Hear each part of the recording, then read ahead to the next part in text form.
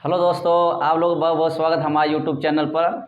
मैं आलोक टंडन सर अपने YouTube channel Tandon classes पर आज पहली बार क्लास लेने जा रहा हूं, जो कि आज बहुत इंपॉर्टेंट चैप्टर पढ़ाने जा रहा हूं, जिसका नाम है प्लवन फ्लूटेशन। देखिए, ये इतना इंपॉर्टेंट चैप्टर है कि ये आपका कक्षा 9 और 11 और हर एग्जाम से यहाँ से क्वेश्चन आते हैं। यहाँ तक कि आप लोग को बता दें कि हर कंपटीशन में भी एग्जाम में यहाँ से क्वेश्चन आते हैं। थोड़ा सा हम इनका चैप्टर का नाम डालते हैं। देखिए, इसका नाम है प्लवन। प्लवन अंग्रेजी होते फ्लूटेशन।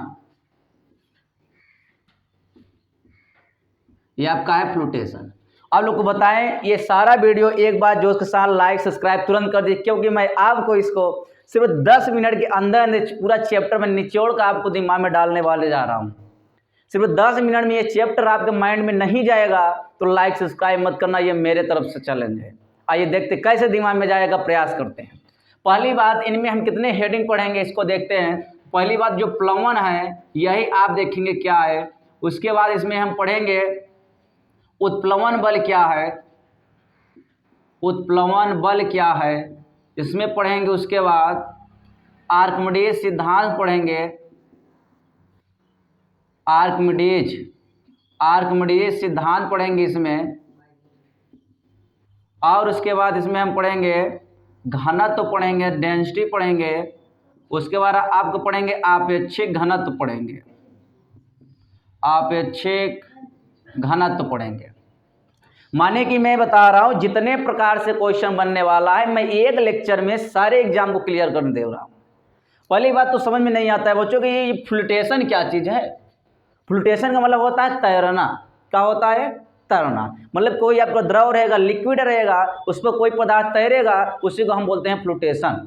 मतलब फ्लूटेशन एक प्रक्रिया है जिनमें कोई हल्की वस्तु किसी द्रव की सतह पर क्या होती है? फ्लोटेशन, मतलब तैरती है।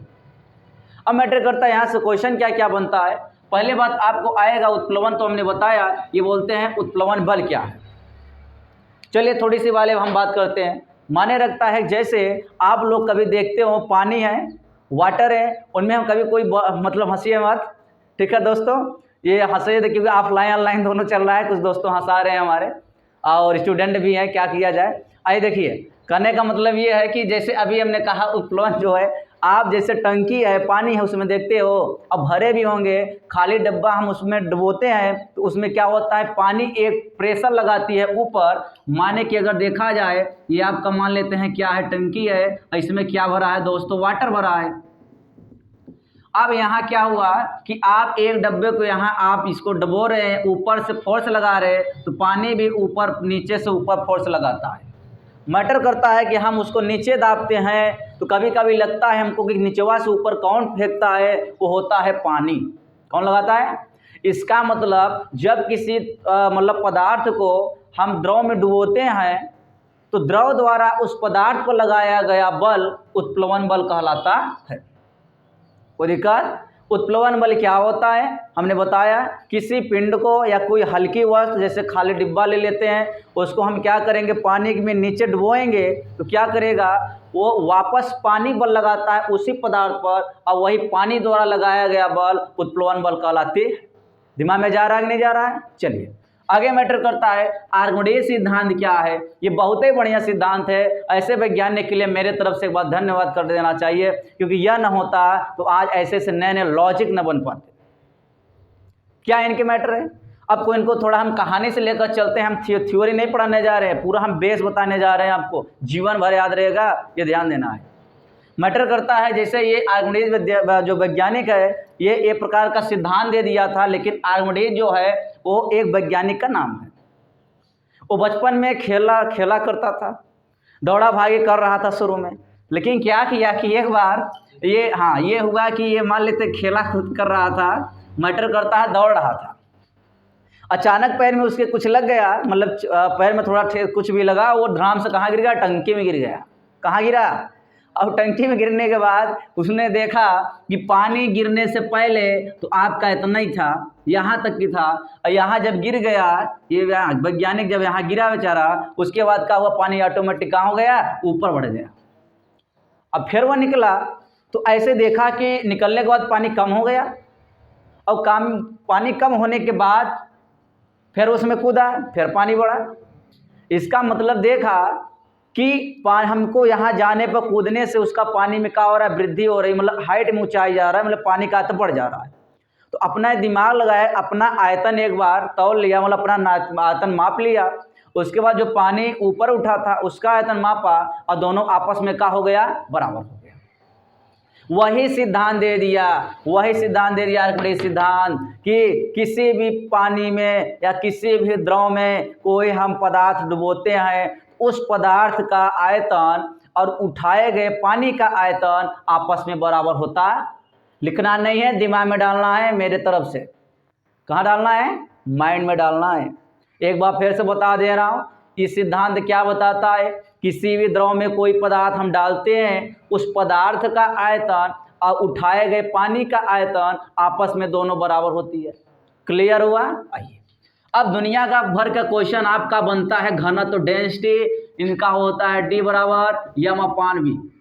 यूनिट जल का घनत्व आपका कितना होता है, जल का घनत्व आपका होता है 1000 किलोग्राम प्रति मीटर क्यूब, लेकिन सीजीएस पद्धति में 1 ग्राम प्रति सेंटीमीटर क्यूब होता है। रट लो, इसको काम में आ जाता है।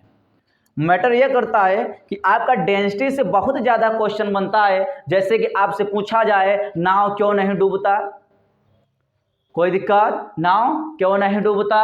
और मैटर करता है पानी की सतह पर हम तेल जब उस पर अड़ा देते हैं, गिरा देते हैं, तो क्या होता है, पानी की सतह पर जो तेल तैरता है उसमें पानी में क्यों नहीं मिल पाता, या हम पानी के अंदर तेल क्यों नहीं डाल सकते। रीजन डेंसिटी के कारण। किसके कारण? इसका मतलब जिसका जितना ही आयतन रहेगा उसका उतना ही डेंसिटी कम आएगा।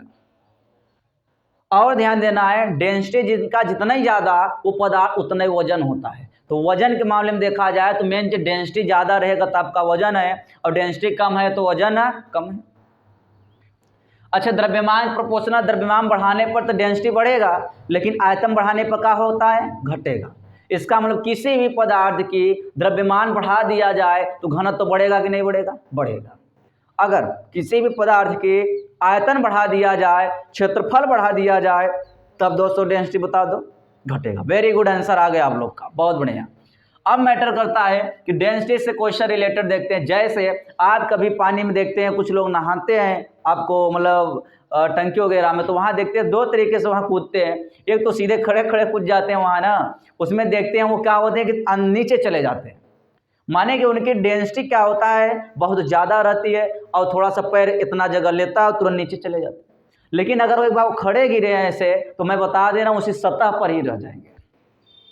और थोड़ी सी हम बातें कर दे रहे हैं। जैसे आपको हमने कहा लोहा का बात कर रहा हूँ, काहे का, लोहे का एक बहुत बड़ा चद्दर ले लिया जाए और उसको हम पानी पर ऐसे गिरा दें, तो मैं बता रहा हूँ कुछ समय तक पहले पानी पर तैरेगा और बहुत धीरे धीरे नीचे जाएगा। अब उसी लोहे को हम इसको तोड़ तोड़ कर एक चोड़ बना दे, या तो बोले तो उसको गोला बना दे, छोटा बना दे, अब तब आप गिराते ही मान कहाँ जाएगा, नीचे। समझ में आ रहा है? इसका मतलब यही पॉइंट है, यही इसी कारण से हमारा जो नाव है डूबती नहीं है। आप नेवी मर्चेंट में देखते इतने बड़े बड़े नाव रहते लोहे का, कभी सोचते हो क्यों नहीं डूबता? रीजन इसलिए कि जितना बड़ा नाव है उतना ही बड़ा उसका क्षेत्रफल है। आप ये भी देखते हैं, जैसे भी कागज ले लीजिए, उस पर एक कील ले लीजिए, छोटा सा कील का ले लीजिए, पानी में रखेंगे तुरंत डूब जाएगा। लेकिन वही कील हम किसी कागज, जबकि कागज का वजन कील से बहुत कम रहेगा, लेकिन कागज पर कील रख देते हैं, बड़ा बढ़िया तैरता है। सही बात है। लेकिन वही कागज को हम थोड़ा छोटा मोटा कर दे और तब गिराए पानी में, तुरंत लेकर डूब जाएगा। तो क्लियर हुआ डेंसिटी से, क्लियर हुआ कि नहीं हुआ? अब मैटर करता है लास्ट में ये आपेक्षिक घनत्व क्या है। पहली बात आपको बता दें कि आपेक्षिक जो घनत्व होती है इनकी कोई यूनिट नहीं होती है। आपेक्षिक घनत्व का कोई यूनिट नहीं होता। यूनिट किस लिए नहीं होता है? क्योंकि आपेक्षिक घनत्व जो होता है वो घनत्व बटे घनत्व होता है। क्या होता है? मतलब कि जो आपका आपेक्षिक घनत्व है, आपेक्षिक घनत्व, हाँ इसका सूत्र लिखे थे एक बार, इसका भी देख लीजिए। आप लिखेंगे पदार्थ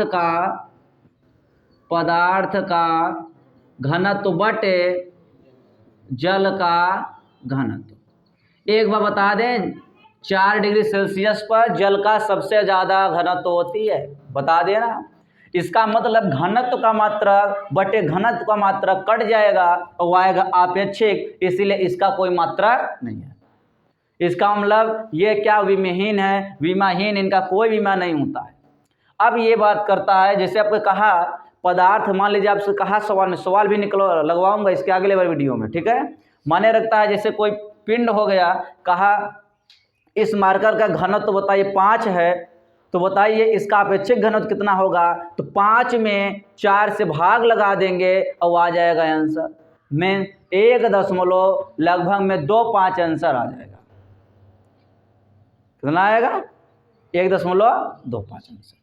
अब माने रखता है कि यहाँ से तो क्वेश्चन आ गए, आप थोड़ी सी बात करते हैं क्वेश्चन कैसे कैसे बनता है, यहाँ एग्जामों में कैसे कैसे बनता है। बाकी आपका सारा परिभाषा मैंने बता दिया, लिखने के पास आपकी स्वयं क्षमता आ गई तो आपको समझ में आ गया चैप्टर।